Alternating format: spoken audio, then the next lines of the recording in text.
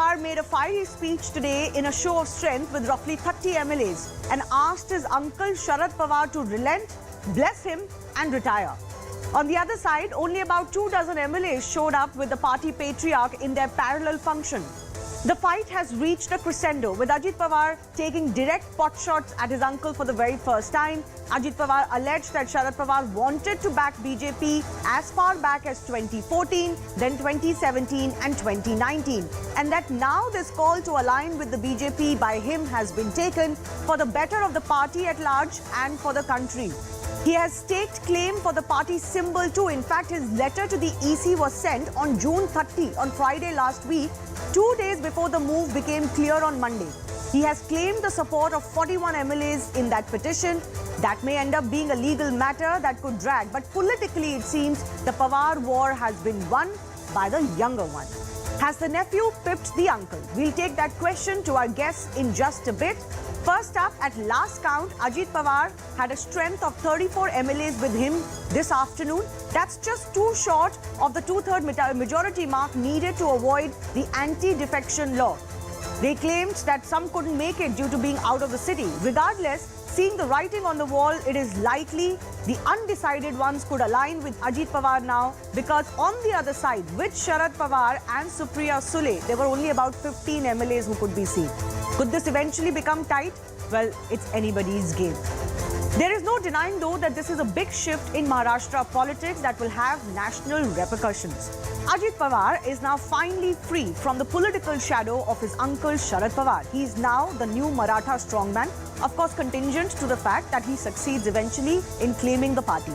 He also becomes a crucial cog for the BJP in upcoming 2024 Lok Sabha polls, and he's already talked very fondly of the Prime Minister. On the other hand, Sharad Pawar loses clout as a tall leader, especially within the opposition unity camp, where he's seen as a big draw. If the numbers stay what they are, he loses the party and even the might to prove a comeback in elections, because there's hardly a faction left with him. So you can't even say, let's see who the public backs in elections anymore. And his daughter, Supriya Sule, allegedly for whom he sidelined Ajit Pawar, is now left in the doldrums. What is she going to control? After joining hands with the Ajit faction, the BJP now has sufficient numbers in Maharashtra to govern comfortably. But they have the issue of an irked Shinde Sena to deal with. Murmurs have already started that Shinde camp is upset. And that's because Shinde Sena's ambitions and clout both have been clipped because they are no longer key to the BJP government. Another partner also means there is less space and actually lesser berth, which was irking the Sena already as far as this alliance is concerned. They've been waiting for quite some time. And in the past, they have openly opposed the entry of the NCP into this alliance, so it now seems like backtracking for them, and they've had ideological issues. Ideology aside, let's focus on the Pawar versus Pawar war. Has the nephew pipped the uncle is the big question we're asking today. Our guests are joining us in just a bit.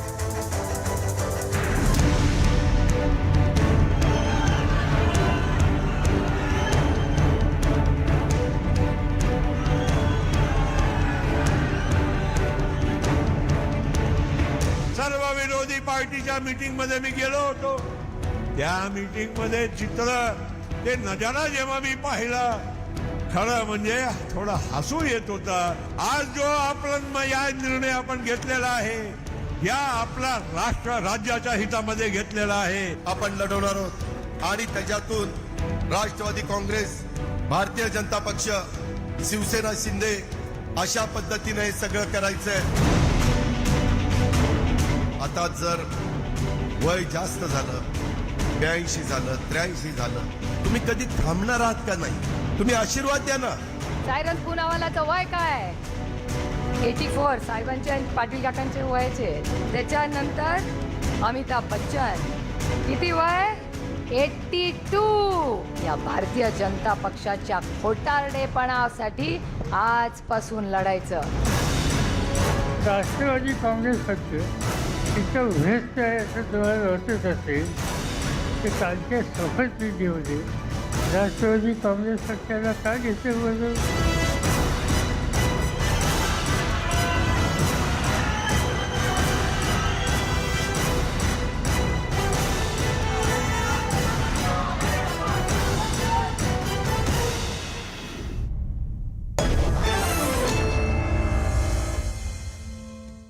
Joining me first up on Plain Speak is Mahesh Jethmalani. He's Rajya Sabha MP of the BJP and senior advocate in the Supreme Court. Someone, of course, who's tracked a lot of the churn that's taking place in Maharashtra politics over the last 2 years. He was counsel for the Shinde government as well. First up, let me ask you, Ajit Pawar has said today on record that there were many attempts to align with the BJP under Sharad Pawar, even going as far back as 2014. But does that sufficiently answer his critics on betraying his uncle and his party and doing it multiple times, trying to snatch the party and take it towards the BJP? Look, this is really an internal matter of the NCP, right?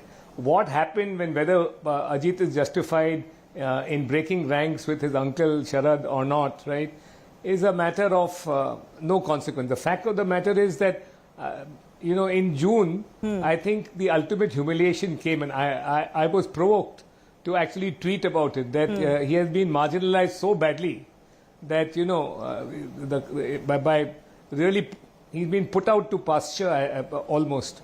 He was stripped of any real responsibility, and, you could make out that he was not happy at what was done. That there were 2 public meetings at that time too, and he was almost pleading for Sharad Pawar to step down, and Sharad didn't step down and in fact cut him down to size.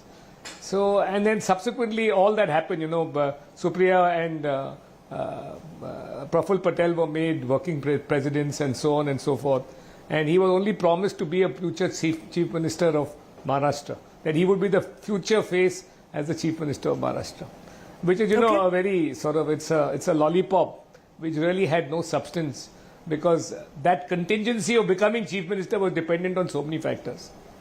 So I at that time itself, I had said to myself, when I was provoked to tweet, that he had been completely marginalized by Sharad Pawar. So if you humiliate somebody to that extent, who actually, is a long-standing party worker and has built the party considerably, and as you can see, he has the grassroots support from the number of MLAs he has today, it's bound to happen that he is going to switch sides. Okay. This was inevitable. In the case of Eknath Shinde, it may have been more ideological. Here it was a little personal, and, it was also, I suppose, as Praful Patel and Ajit Pawar both said in today's speeches, that they found there was no other leader to guide this country except Prime Minister Modi. Okay. What do you see as the future of the NCP then, as a party, and also Sharad Pawar? Because Ajit Pawar also said today that, why don't you just retire? No, that was an unfortunate statement. In India, we revere our elders. My father was very robust till 93. Yes. So, I don't think that was a necessary thing to have said, but probably it was said out of anger and frustration and a lot of past humiliation.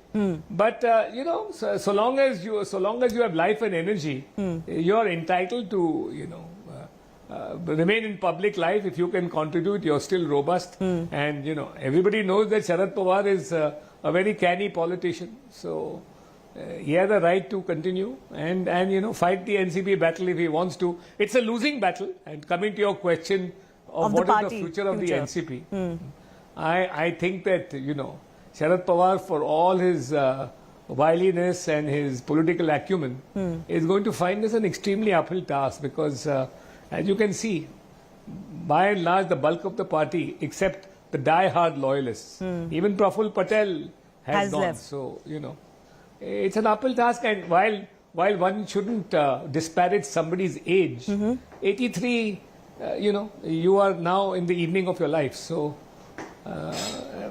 good luck to him. We all wish all politicians well in this country. So. You called him a wily politician. One question that arises, Mr. Jethmalani, and you've kind of seen this churn happening for the last 2 years when the Shinde faction breakup was happening, is that Praful Patel says it, Ajit Pawar says it, that Sharad Pawar has always been wanting to go with the BJP, and discussions have been held for a very long time. Now, if that was true, if he wanted to go with the BJP, why would he do this shadow boxing? Why will he fight it out if he really wanted it? And many also say that this couldn't have happened without his knowledge anyway. What do you think? Look, Sharad Pawar keeps everybody guessing about his real motives and intentions. Right. That's his style of politics. He's always done it. And at the last minute, he can pull a rabbit out of the hat and do something completely unexpected. It's been his history. The late Vasant Dada, the late Y.B. Chavan will all tell you about Sharad Pawar's antics. Were they alive today? So at the last minute he helped. I must say, at that time he helped in making sure that Sonia Gandhi was not made the Prime Minister of this country. I think in 1998 or 1999. It was 1998. Yes. So he can do anything. He can do and he always keeps one foot with every option. Is one foot in every camp and option. Right. That's Sharad Pawar's style of politics. So okay. you want to expect that from him. That he's a little unpredictable and extremely shrewd, and he can baffle everybody's normal way of thinking. I want to ask you, Mahesh Jethmalani, because you're from the BJP, you fought some of these legal battles for them. Don't you think overall the BJP tactics to continue in power, and I say that because there is this disqualification sword hanging on the Shinde MLAs, don't you think the tactics to continue to stay in power, aligning with whoever comes their way, are rather dirty, the way that it is playing out? Look, I am not one to talk about morality in politics. I'm a member, but politics is about the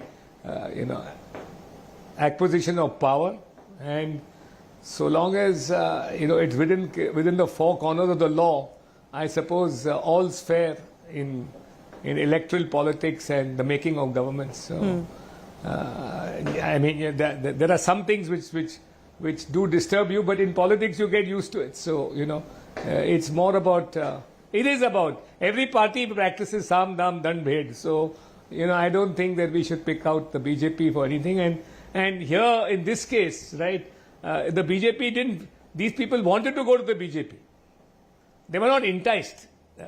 As Praful Patel and Ajit Pawar have said, they wanted to go to the BJP because of the leadership of Modi. That's what did it.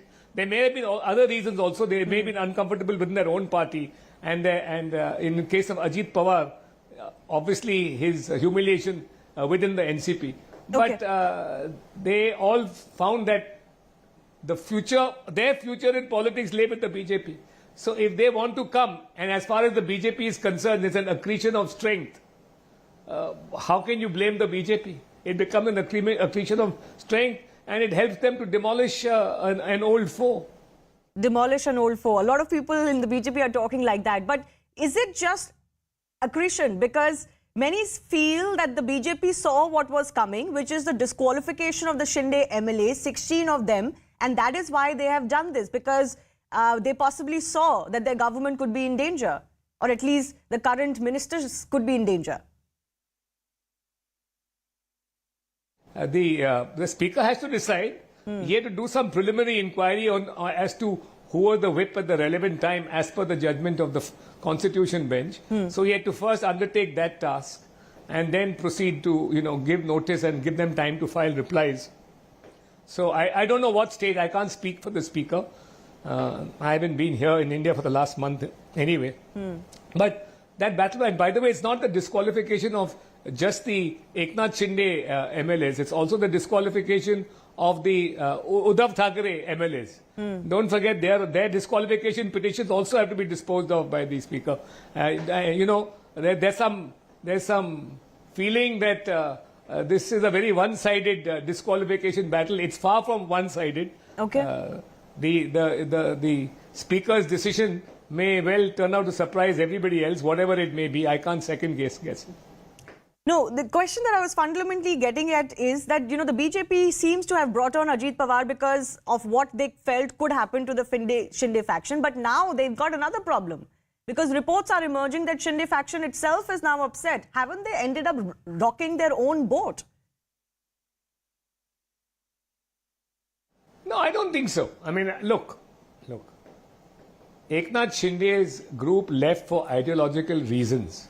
Of course, they may have some apprehension that now a new faction of another party Yes. has come in, and of course there will be the question of positions, cabinet positions, and others, right? That will cause some uneasiness, and will have to be sorted out and hammered it out. But I think the three groups, the BJP, the Eknath Shinde faction, and as also the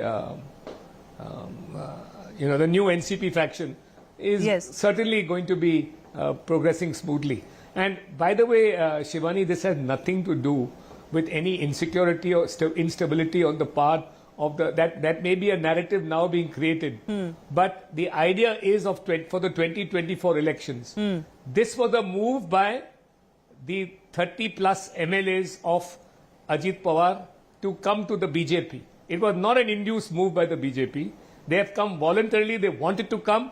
They realized that their NCP party had no future. The MVA alliance was, for all practical purposes, dead.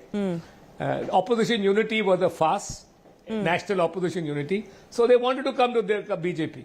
And as far as the BJP is concerned, as I said, any accretion of strength for the 2024 elections, this demolition of two parties, right, gives them a very strong prospect of getting all 48 parliamentary seats in 2024 in the state of Maharashtra. Right. I think that's the game. There's no other game. There's no fear of instability. There's an ambition to maximize their parliamentary seats in the 2024 elections. All right. Fair enough. As they say, for the BJP, it's always in poll mode and, nobody really sees it coming. But I do thank Mahesh Jethmalani for joining us. Let's also open this up to our guests joining us on the show. I thank our guests for joining us and their patience. Shweta Shalini is the spokesperson of the BJP. Krishna Hegde is the leader of the Shiv Sena Shinde faction.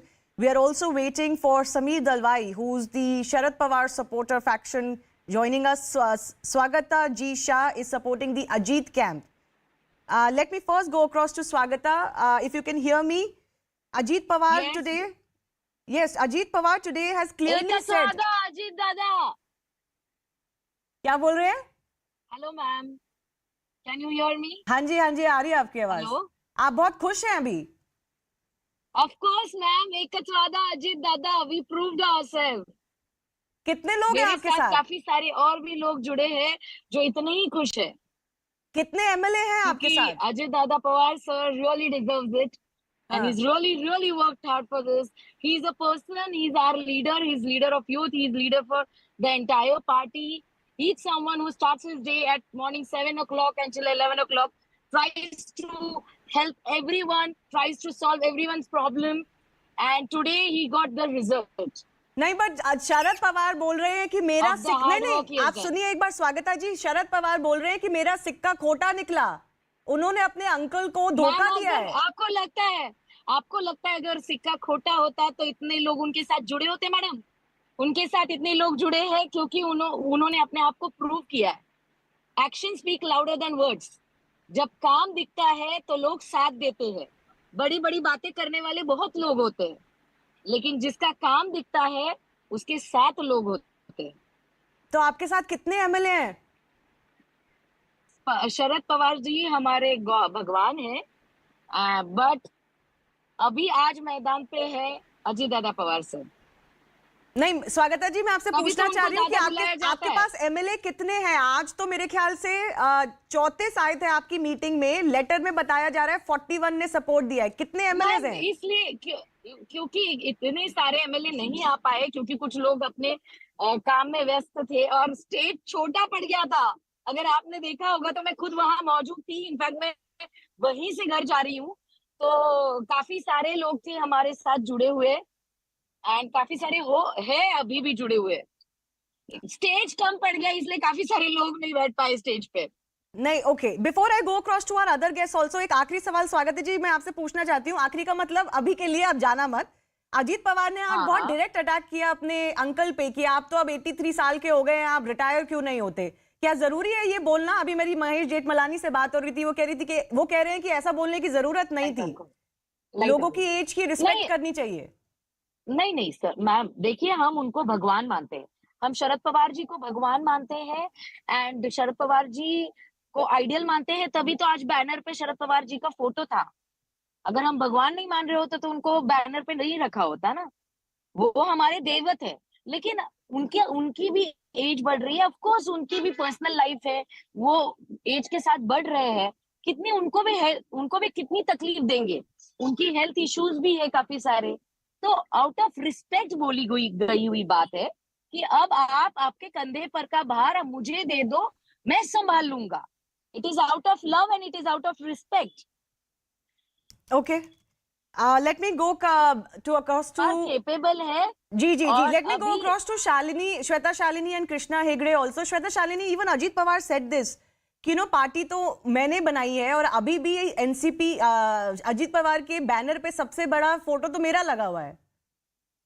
तो सिर्फ MLA ले जाने से क्या party किसी की हो जाती है? Shweta ji, I think you are muted. Okay, go ahead, we can hear you. Shivani ji, primarily this is a question which needs to be posed to NCP. I am the BJP spokesperson, yet I want to tell you that politics, the paradigm of politics is in a very, very interesting place today. It is in a place where people and the people who belong, the karyakartas, the workers, the legislative workers, the representatives, people's representatives, they are standing up to say, even in family-oriented dynastic parties, to say that this is who I'm looking up to as my leader. This is who I'm looking up to as my president. And this is what we want. And I believe this is the way leaders were always chosen in political parties. Unfortunately, today, on the verge of extinction, because these people, you saw what Vipakshi, Ekta was, because one of the people, most important people who was called Chanakya, he could not control his entire party, and that's the reason why you are seeing Ajit Pawar and the likes of him who follow him, 40 of those coming behind him and saying that we are the real NCP. This is the way that new India unfortunately has to emerge, new leadership has to emerge in dynastically ruled parties today. And it's very unfortunate, because I completely agree that new leaders, new age leaders need to be given a chance. And unfortunately, that's Ajit Pawar, maybe fair, but I actually think, in was this drawn case, to a Ajit corner. Pawar is also dynasty. He's also not a completely, different person from the Pawar family and the leadership of the party. But let me bring in Krishna Hegde. Krishna Hegde, are you now uncomfortable with this new alliance? There is a meeting being called by Eknath Shinde and your party members. What are you going to discuss in that? No, we are not at all uncomfortable, but we are very, very comfortable. This is a very strong coalition, and a coalition which will rule Maharashtra for the next 15 to 20 years. Having said that, let me also say that Eknath Shinde-ji is the leader of the coalition, and the next election will be fought under his leadership. And we also have tall leaders like Devendra Fadnavis ji and Ajit Dada Pawar. All three of them are matured leaders. Yeah, it is a fact that some share of ours has become, has reduced. But we have to look at the bigger picture. The bigger picture, like Mahesh Jetmanani ji said, is Narendra Modi ji as in the center again, back as the Honorable Prime Minister. And we scoring over 220 seats in the Assembly in 2024, so that we get our government back. And everyone will get a chance. It's not that, today also there are 14 ministerial berths which are vacant. There are also 50 odd corporation chairmanship of corporations which are vacant, and everyone will be adjusted honorably.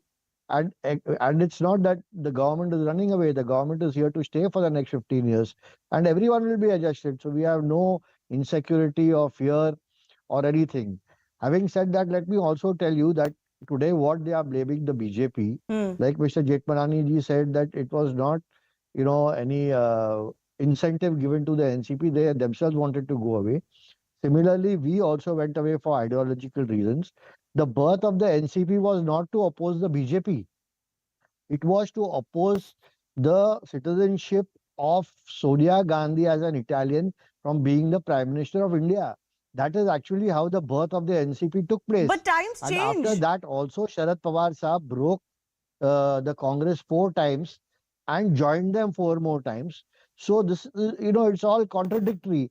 And today, what he did from 1978 to 80 and even lately, No, but Mr. the same thing has happened to him. Mr. Hegde, So, all of that is the this is past. part of You politics. can't really say that he was opposed to the Congress. That is why, let's say, it was problematic that he aligned with the Congress. Similarly, you know, the Shiv Sena was opposed to the NCP and Congress. They aligned with them. The BJP is opposed to the NCP but is willing to align with them. So, you know, let's not talk about that. No ideology is left anymore in Maharashtra. No. In 2019, the BJP and Shiv Sena fought under the Hindutva ideology with the blessings of Balasaheb Thackeray ji and Narendra Modi ji as the Prime Minister face. And it is Uddhav Thackeray ji who broke that ideology and went and joined hands with the Congress and the NCP. So what Eknath Shinde ji did was he just repaired the mistake which Uddhav ji has made. And we came back with the Shiv Sena and the BJP. That is what the people of Maharashtra had given us a mandate in, you know, originally.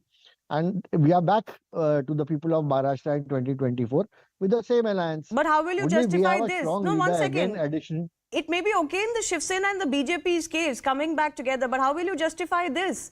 Now taking NCP with you, and as both Supriya Sule and Sharad Pawar said today, till yesterday you were cursing them for corruption and large-scale corruption in Maharashtra, institutional corruption for decades in Maharashtra, and now suddenly you are okay having them in your government. Let Shweta Shalini also respond to that, because that's the biggest charge against the BJP.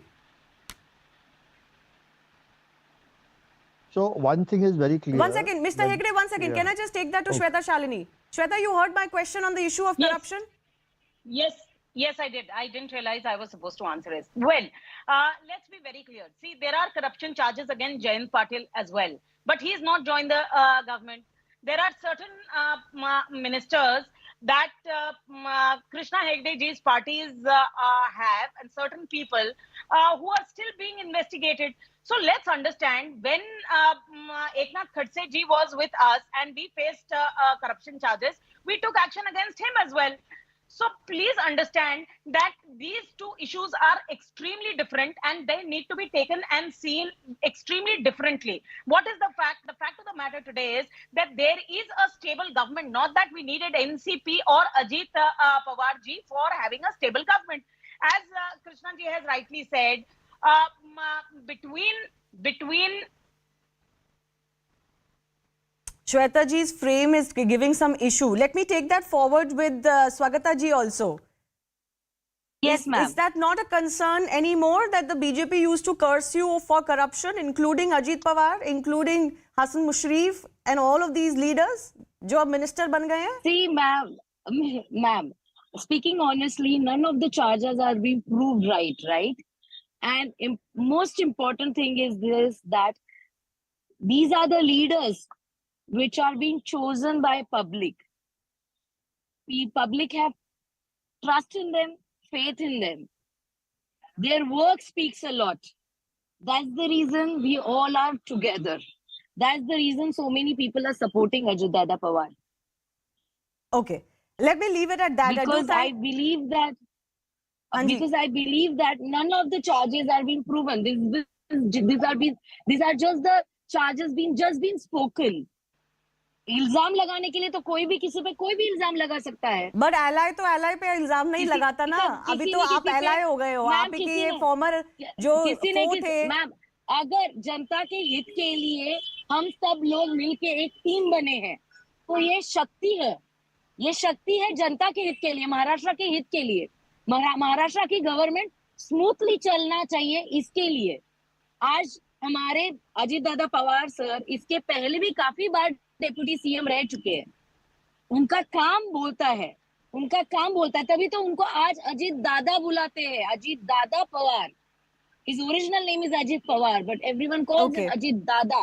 तो आप confident हैं, स्वागता जी, आप confident हैं कि जो numbers आपके पास है वो सपोर्ट गिरेगा नहीं, क्योंकि पिछली बार तो हो गया था ऐसे. नहीं मैम, नहीं, इस बार नहीं गिरेगा. इस बार नहीं गिरेगा. Shweta Shalini is back with us. बातें नहीं है. जी, Shweta Shalini is back with us. Shweta, you want to finish what you were saying on the issue of corruption? How will you justify it to the larger public? Because just recently, in the run-up to 2024 elections, the Prime Minister has been talking so much about corruption and the corruption of those opposite to the BJP. But it's okay when they align with you? See, unfortunately, these are questions, you know, you need to understand this. Kejriwal ji was having a long list of people that he later stood on with. You saw the people who were present in Patna. Each one has at some point of time pointed a finger at the other. But you claim to be different, no. No, Shweta, you claim to be different, no, than the others. And that's the reason why I again say what Mahesh Jethmalani ji said on your show, that these people have come to us, not that the government was not made. We had a stable government with our ideological partners, and we were very happy. But these are the people who have given a message not to us, but to the entire Vipakshi Ekta, that all is not well within parties who stand together against Modi. They are extremely sure. They have not come with us as BJP. They have come to power because they know that the power is going to stay with Narendra Modi. But that is also not a great advertisement of what you stand for. That hunger for power which you claim the opposition has, it's not a great advertisement for ideology. But in any case, I'm running out of time. Let me give Mr. Hegde final 30 seconds as well. In the past, your leaders have been opposed to aligning with the NCC. How will you justify it to your cadre now? Yeah, at that time, it was Uddhav Thackeray ji who was the CM. And the entire scenario was very different. Today, it is Eknath Shinde ji who is the CM. And he is the head of the government. And therefore, the scenario is totally different. So we don't have an issue with that. The important thing is you have to introspect that 90 MLAs from the Mahavikas Agadi have crossed the floor and supported Narendra Modi ji in Maharashtra in the last 1 year. That is the most important thing. And therefore, we have a strong coalition. And this coalition is here to stay and work for the people of Maharashtra. Okay, I'll leave it at that. I do thank all of our guests for joining us. Slipping into a very short break now. On the other side, we'll get you the other burning issue of the day and of our times. That's the UCC, of course. And there are differences now emerging even within the larger NDA family because BJP's ally, AIADMK, is now opposed to the very idea. We'll get you more on that in just a bit.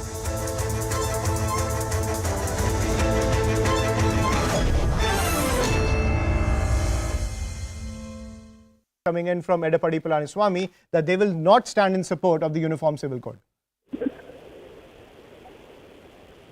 Beloved leader Purji Talavi Amma, from that time, even on 2019 parliamentary election, it is there in our manifesto. The reason cited is there are religious freedom based on the belief, religious belief each and every section has, particularly the minority section has. So a uniform civil code has to take those into account, and it has to be accordingly not affecting the religious freedom and the rights of minorities. Right. So are you open to a discussion to have a version of the Uniform Civil Code which you feel protects minority rights? Or are you completely opposing any form of the Uniform Civil Code? That has to come from the center. That has to come from the center. Whatever the status quo of the sector today is what our decision is. Right. Right, so you're open to discussion when it comes to the Uniform Civil Code? No, I'm saying the reach has to come from the center and our leader will take a call on the same. Absolutely. AIADMK is saying that they do not support the Uniform Civil Code. Now let's listen in to AIADMK Chief Edappadi Palaniswamy. ஏற்கனவே 2019 நாடாளுமன்ற தேர்தலில் எங்களுடைய அனைத்து இந்திய அண்ணா திராவிட முன்னேற்ற கழகத்தினுடைய தேர்தல் அறிக்கையில படிச்சு பாருங்க, அதுல தெளிவா கொடுத்திருக்கிறோம். ஏற்கனவே 2019 நாடாளுமன்ற தேர்தலில் எங்களுடைய அனைத்து இந்திய அண்ணா திராவிட முன்னேற்ற கழகத்தினுடைய தேர்தல் அறிக்கையில படிச்சு பாருங்க, அதுல தெளிவா கொடுத்திருக்கிறோம். Right, so when it comes to the BJP gathering support for the Uniform Civil Code, the AIADMK has made it clear that they are out, they do not support the Uniform Civil Code. This also coming after the DMK also made its stand clear, saying that they do not support the Uniform Civil Code, accusing the BJP of spreading polarization politics when it comes to the road to 2024, saying that this is nothing more than a political pitch. Now, the AIADMK says that they do not support the Uniform Civil Code, a huge blow to the BJP when it comes to gathering support for the UCC and its rollout. But Tamil Nadu, there seems to be political consensus on both sides of the aisle that there is no support for the Uniform Civil Code. The AIADMK making it clear that they do not support the BJP's pitch to roll out the Uniform Civil Code. But EPS not saying anything more than that, while the DMK has made it clear that the BJP's pitch for a Uniform Civil Code is nothing more than a political message on the road to 2024 to polarize society and to polarize the voters. But now the AIDMK also making it clear that they do not support the Uniform Civil Code on the road to 2024. They are saying that when it comes to the UCC, there is no way that they are supporting it, because in their opinion it is not conducive to society. And the DMK also went a step ahead and accused the BJP of polarization politics. So that pitch coming in from the AIDMK. I'm joined by my colleague Pallavi Ghosh on the broadcast. Pallavi, so the BJP's ally, the AIDMK, not backing the Uniform Civil Code when it comes to gathering support for the passage of any version of a Uniform Civil Code law. This is a huge setback for the BJP. Yes, the government's calculation that if not in the monsoon session, at least in the winter session, would want to bring in this bill. But I think the Prime Minister also set the cat among the pigeons so that at least a discussion begins on this entire topic. And it is something which can also be used selectively by the BJP depending on its core vote bank. The fact is that contrary to the perception that the UCC is going to affect one particular minority community, there have been reservations which have been expressed that the tribes, for example, a tribal community, they too also get affected. And those are the grounds on which the AIADMK has also shown its objection. Now, in Lok Sabha, the government has no problem, but really, Ayushman, the problem is actually in Rajya Sabha, where the numbers are still not completely high in terms of with the government or with the BJP, and therefore, every little bit of support would have mattered. And you're absolutely right, an AIADMK stringently opposing UCC will certainly be seen as a setback to the government's plans to try and bring in the bill as soon as possible. Absolutely, Pallavi, and it's the hiccup over beyond the Muslim personal laws. It's a hiccup when it comes to the laws governing tribal communities in the country. And the BJP is clearly going to face that same hiccup when it comes to trying to push this entire UCC agenda through the Northeast, because several northeastern communities are dominated by those by personal laws which kind of protect their customs. And as the BJP has that base in the Northeast, this is certainly going to be a hiccup for them. Well, not just the Northeast. Pockets of Chhattisgarh and Madhya Pradesh right. too. I'm sorry, Pallavi. I'm sorry to interrupt. I'm joined by Varis Pathan on the broadcast, AIMIM leader. Thank you, Mr. Pathan, for joining us on CNN News 18. The AIDMK has now come out against the Uniform Civil Code. You, of course, have made that pitch that you stand against the rollout of the Uniform Civil Code. But at the same time, don't you think it's time for one nation, one law as a concept to roll out across India in the 21st century? Well, I've been saying, and again reiterated and said that the UCC is not required in the country. In 2018 itself, the Law Commission has made it clear that the UCC does not required by the country. And there should be no discussion on it for the last 10 years. So what is the need? What is the urgency? If the government was so much serious and if they felt that the uniform civil law should be implemented for equally to everybody, then what prevented the government from implementing it in the last 9 years? They had all the facilities with them. They were in power. They had the majority of MPs with them. But no, this is just polarizing tactics which is the BJP using prior to the 2024 elections. As they know, they are losing this election. And so Modi, after coming from US, wherein he was asked questions by the journalists as well as Barack Obama's interview, wherein said that minority and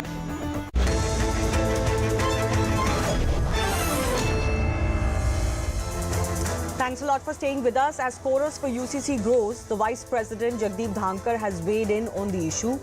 He said that any further delay in implementing the Uniform Civil Code will erode our values and emphasized that the UCC would strengthen the bond between India and its nationalism. He strongly criticized what he referred to as anti-Bharat narratives and cautioned against foreign entities influencing India's reputation. Remember, his statement is coming at a time when the Parliamentary Standing Committee on Law and Justice is conducting meetings, and of course the Law Commission has invited larger public discussion on the issue of UCC. Meanwhile, though, BJP's ally AIADMK has opposed the implementation and reiterated its party's stand, former Tamil Nadu Chief Minister and AIADMK Chief Edapadi Palanisamy said, and I quote, UCC will affect religious rights of minorities. He urged the centre to not bring any amendments to the constitution for the UCC because they feel it could potentially harm religious freedoms of minorities. The All India Muslim Personal Law Board has maintained its opposition on its part to the implementation after convening a significant meeting in Lucknow. The AIMPLB released a statement saying There is no need for uniform civil code in the country. Issue is not just about Muslims but other communities as well. Even the 21st Law Commission, they say, said that the country does not need a UCC and that everyone should oppose the Uniform Civil Code. They have invited the public to join in with them in opposition to any such attempt to bring in the UCC. So a debate that's coming up, it's not just the opposition, but it's also members of the NDA who seem to be divided on this issue. So can the government, particularly the BJP, bring any consensus on this? That's coming up with our Ken.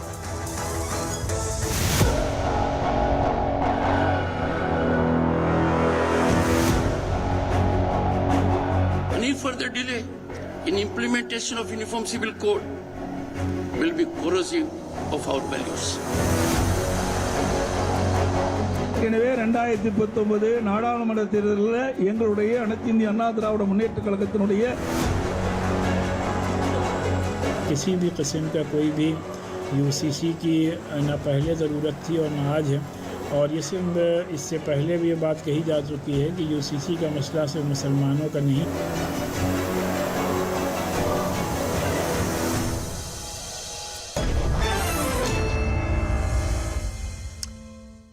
Remember, it was a surprising take by the Aam Aadmi Party, vehemently opposed to the BJP, that came out and said that we are for the UCC and we'll wait and see how this process happens. Now, AIADMK, which is very much within the NDA fold, is opposing the idea of UCC. Let me go across to our guest joining us. Tehseen Poonawala is an analyst, leans towards the Congress party. He's with us. Tehseen, thank you. Do you believe that this is an issue that is virtually dividing all sides? And the Congress party is afraid of making its stance clear because of the, nuances of this issue for the country. Shivani, thank you so much for having me on the debate. And, one of your shows, yours is a very intellectual show. I don't know why everybody is for or against the UCC proposal. Because, Shivani, you're somebody I respect a lot. Even you don't know what is the proposal by the Honorable Prime Minister. What is the UCC? Can we have know what the UCC will be? Do you know what it is? No, you mean a draft, right? Yeah, the particularities of the draft. Yeah, do you know it? Neither do you know it, no, I know it. No, you're not understanding. The larger issue about whether UCC is needed, not needed, is not being fought on specifics. Why? What is needed? What does it mean by needed? It's such a vague term. जो बच्चा पैदा नहीं हो उसके मुंडन पे या तो खुशियाँ मनाई जा रही No, we know what the UCC stands for. What does it stand for? I don't really understand Explain to me what it stands for. It stands for a uniform civil code. What does that mean? Yeah, it means that when it comes to rights that arise out of unions and marriages, right? Which mean marriage, divorce, adoptions, inheritances, correct, right? Or divorce, all of these will be governed by a set of uniform code for all communities. True. I don't think it's a very hard concept to grasp. All right. So that particular law already exists in India's Special Marriage Act. I got married under it. 2 Hindus, 2 Muslims, 2 Christians, Hindu, Muslim. Anyone can, Punjabi, Maharashtra, anyone can get married under Special Marriage Act. One law, one act from the Union Territory of Jammu and Kashmir to Kanyakumari, Nagaland to Gujarat. Now, if you mean the special customs protected by Article 13 has to be No, changed. it's not about customs. I'm saying because marriage is ultimately customs. If you're saying only one, so customs will apply. I said very clearly, the rights that arise out of marriages. So, all right. So now, let's leave for 1 minute. Let's look at this from the Hindu perspective, because we are talking about different communities. So, Hindu perspective. In Gujarat, from where the Honorable Prime Minister and Most Honorable Home Minister come, there's Maitri Karar. A Hindu man can have a girlfriend officially outside his marriage. So it will be struck down? It'll go. So do you know it'll go? The HUF will go. Will the HUF go? Well, Hindu undivided obviously family? it will have to be religious agnostic. No. Will HUF go or no? That comes under, HUF comes under... HUF is a very different issue. How is it different? Comes under bringing it in. Because HUF family is laws... about taxation, right? No, because it is family laws. Millions of Hindus do business under tax. HUF applies to a tiny minority amongst millions. Hindus. It is not even something that most Hindus deal with in their entire lifetime. It's not. You're wrong on data. You're wrong on data. Is that the only argument against UCC? Bilkul nahi. I'm saying let me take your data. So they're going to take out HUF. Very good. You know the proposal. In Goa, a Hindu man. I don't know the proposal. No, don't misquote me, please. No, what I'm saying is, as far as the larger concept of UCC is concerned, we've debated it for 75 years. Now, can I ask you one more question, Shivani? Again, with utmost respect. In Goa, a Hindu man, if he does not have a male child over the age of 30, can have a second wife. That will go? Yeah. Will go. So great. Should go. In the northeast, now in Nagaland, I used to do business there, and in Meghalaya, there's a matriarchal tribes. Their inheritance doesn't even go to the first son or the second son, it goes to the second daughter. Even that's wrong, no? Second daughter. Isn't so you that want wrong? to change that? Of course. It'll change. Okay. So put that proposal before the country. Why should that we all this is discriminate going. against one gender? It's going to the daughter, not even to the son. Son but it doesn't should get be half. equally divided. That's the very concept, Fair. right? So put How it will I, before. as a woman, justify? So then, one second. No, I don't understand. You thought because I'm a woman, I'll support it. No. How will I, as a asking woman, you, justify the fact that some people don't divide their properties or inheritances Because equally amongst their girl child Great. by saying that yes, I stand for male children to be excluded? Of course not. Great question. Great answer. Before you go to Vishnu Jain, just Yes. answer this. So I accept your answer with humility. So you are saying that this NDA government is now going to change the 6th schedule of our constitution. It's very important on national channel, which protects the northeastern rights, including the district city councils created by the BJP, which fundamentally protects inheritance I'm rights. not saying that. Great. Do it. I'm not saying that. Do it. Put the proposal before the country. I'm not saying that. Of Then- course, there are intricacies that will have to be taken care So of. then it's And not of a course, uniform civil code. And of course, there is an issue about whether it will apply to all sections, classes that have other protections under the Constitution. So it's not That's uniform. That's a question we can ask. So it's but not by uniform. and large, it will be uniform to all communities. By and large, because- it's not uniform. One You're second. pregnant or not pregnant. You're not by and large pregnant. One so second. either you're pregnant or you're not pregnant. By and large, Tehseen, pregnant. you can't just keep speaking. Sorry, over me. but- Let but me you finish know that mine. I had to let take me, that Let pot me shot. finish. It's That an pot easy shot was jibe. my right. It's an easy jibe, and you know It that's was, not it how was. intricacies Okay, are but discussed. okay. But anyways, my point is that even though currently all under the law are equal, there are certain protections provided to groups under the IPC also, right? Women have certain protections. Right, SC/STs have certain protections, so you cannot have. One second, it's we are not a not. uniform One second, civil code. Tehseen, we are not living in a utopia where there will not be special classes. That's not the prerequisite to having something that does not depend on personal laws. That's my only argument. HUF I is- have a lawyer on the panel. Let me go across to him. Vaibhav Agarwal is BJP leader joining us. Vishnu Jain is advocate in the Supreme Court. Vishnu Jain, the fundamental argument I've heard over the last week or so, ad nauseum repeated by most, is that there's a Special Marriages Act. So rights that follow from marriages or unions, you know, they can be protected under this act, and whoever is not willing to be governed by their personal laws can take protection of this act. So why do we need to enforce UCC? How will you argue that? See, I was listening to my esteemed friend Tehseen Poonawalla, and very, very with utmost sense of respect, I want to ask a question. Whether female genital mutilation is valid or not, whether bigamy or polygamy is valid or not, whether this child marriage, which does not apply to a particular section of the society, is it valid or not, which the United Nations and the UNICEF has also said that it must be struck down. Then whether this aspect of 1/6 and 1/8 of share, which is given to Muslim daughters, whether this amount of share giving is valid or not. These are the questions which have to be decided in UCC. And let me also tell you, Shivani, there are no grounds for divorce of a Muslim woman. Whether there has to be a ground of divorce in personal law of Muslim society. So far as Parsi women are concerned, if they marry outside their society, they have no right of inheritance. So far as Christians are concerned, if they want a divorce, then there is 2 years waiting period. So there are so many societies which are going to be codified on a very important ground norm. That when the aspect is of criminal aspect and when the aspect is of women dignity, it has to be uniform for all the people. And I again want to ask a question to Tehseen Poonawalla. What is his stand on female genital mutilation? Okay, Tehseen, very quickly respond to that. Fabulous. Vishnu is a fantastic lawyer. If I'm ever in trouble, I want Vishnu Jain to defend me, except here he's got himself in trouble. Polygamy is highest amongst tribals, is the highest amongst tribals. Hindu and Muslim polygamy, Government of India, Ministry of Home Affairs data says that.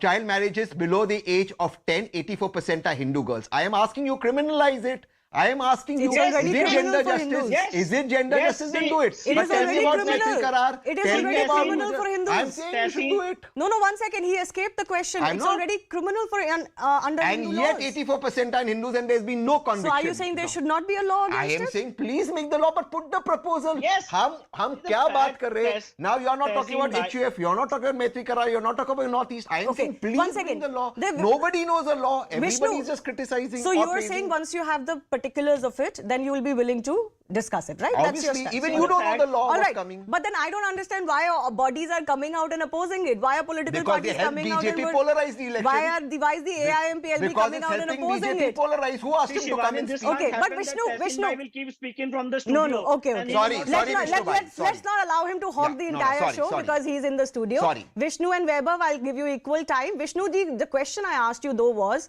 Special Marriages Act exists. जिसको जरूरत है वो उसके अंदर शादी करे, अपने rights protect करे. क्या जरूरी है कि UCC लाना है? But there are many aspects which are not covered by Special Marriage Act. For example, kindly appreciate the fact that if I want to stay within my society and if I want to marry within my society and as per a codified law, there will Special Marriage Act be operated. Of course, two Hindus can Special get marriage- married. Tessie, not it's done like misleading. this. Please don't do this. He's Please don't. misleading. Tessie, If not you like are- this. Please. See, Tehsin, if you are so much excited, then you can keep on speaking. I'll just. अरे मेरे भाई बड़ा mislead Tessie, कर रहे हो.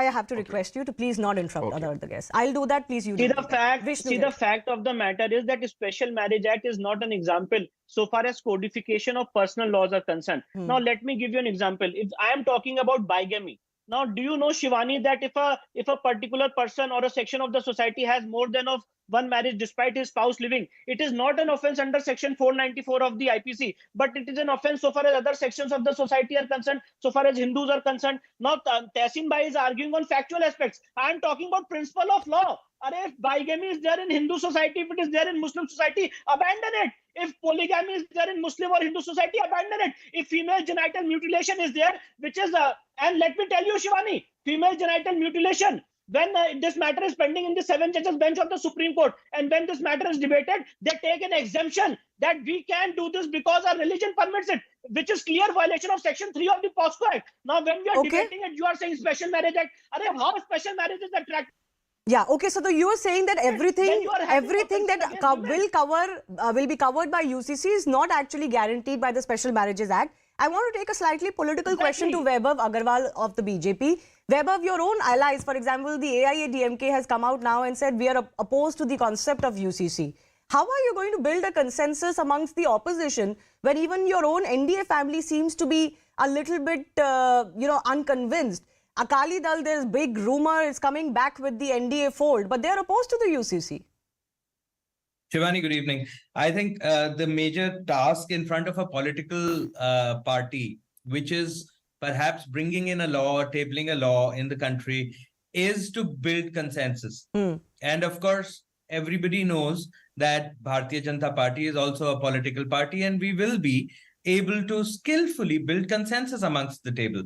So I don't think that there is a problem at all. In fact, we are proud of it that while being part of the NDA, different political outfits, be it AIADMK, be it any other party, is at least voicing their concerns, and their concerns are being heard by the political outfit. And we'll build consensus on it. We'll work towards it. As far as the entire politics of the matter goes, it is extremely evident from within the system that in 1941, when the colonial government established a 4-member commission, the Rao Committee, everyone knows, chaired by then B.N. Rao, favored, was a congressman, was a staunch congressman, and favored the entire thing. In 1948, they rolled out the Hindu law.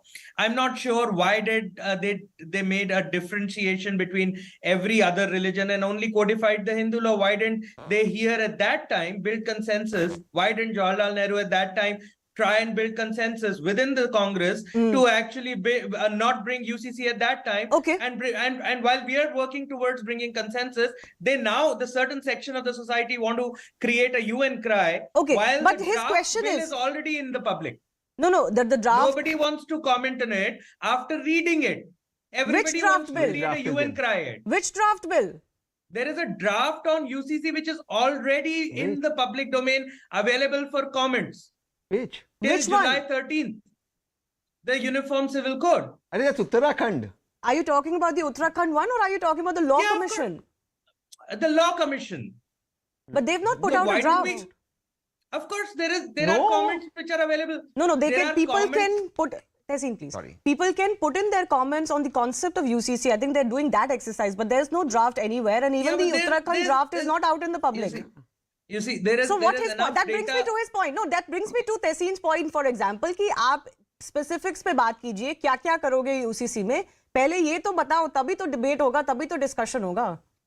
So there is a consensus process that will be built in, and when the bill gets tabled, there will be a sufficient discussion in the parliament if somebody wants to attend the parliament. If they don't want to attend the parliament, then they can't. No, but outside of parliament, TV don't you think there should be a larger exercise across the country now? Everybody cannot be heard in parliament. No, yes, parliamentarians are a voice of the country and the people. But outside of parliament also, this is a very sensitive subject. There should be larger discussion.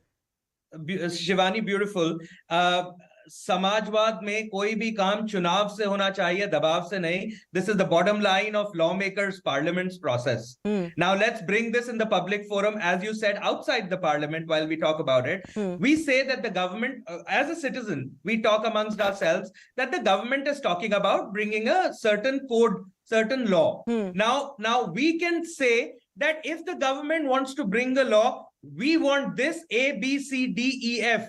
We cannot debate on the legality of the entire matter, which is happening on most of the channels and which was happening 2 minutes ago between So Vishnu you are and saying that SC. let's not question the concept of UCC. Let's discuss the nitty-gritty. You say, okay, I get that. You say, one second, Shivani. You say, what do you want from a code like UCC? Whether you want it or not, yes or no. And if you don't want it, I don't want it because A, B, C, D. But and if I want it, I want my demand that's as more, A, B, C, okay, D. I get that. That's a more constructive discussion on leave it. the matter between, exactly. That's a more constructive debate than just saying, oh, what is the need, what are we doing? or will you do this, will you do that as well? Because that seems like you're trying to derail the process. I'll get Tessina. One second. The entire thing. Okay, yeah, Vishnu Jain wants to come in. Very quickly, I have final minutes left. Yes, Vishnu. See, I want to suggest that there are certain areas where we are seeking uniformity in personal laws that are grounds of marriage, that are number of marriage, that is age of marriage, and very importantly, the ill practices which are happening in various religions, that must be stopped. There are various criminal laws which are giving exemptions so far as personal laws of an individual are concerned. So there are the areas where we are seeking uniformity. There has to be compulsory registration of marriage. Absolutely. So especially when there are the inequities and injustices. That cannot continue without some intervention of the law. And actually a unique pattern was emerging where different high courts were actually giving different judgments, where one was upholding a personal law, the other was saying, no, the personal law is subsequent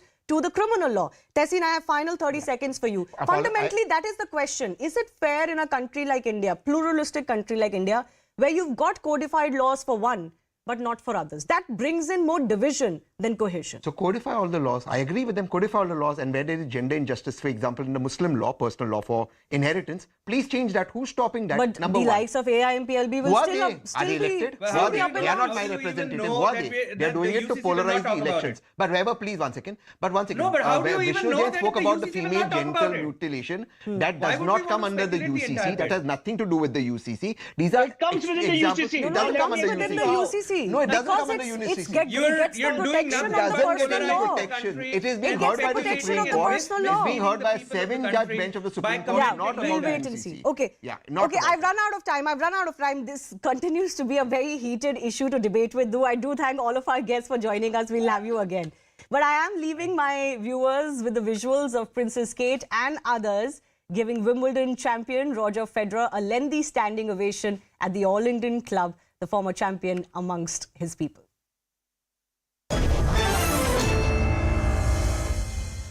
Ladies and gentlemen, please welcome to the Royal Box, Roger Federer.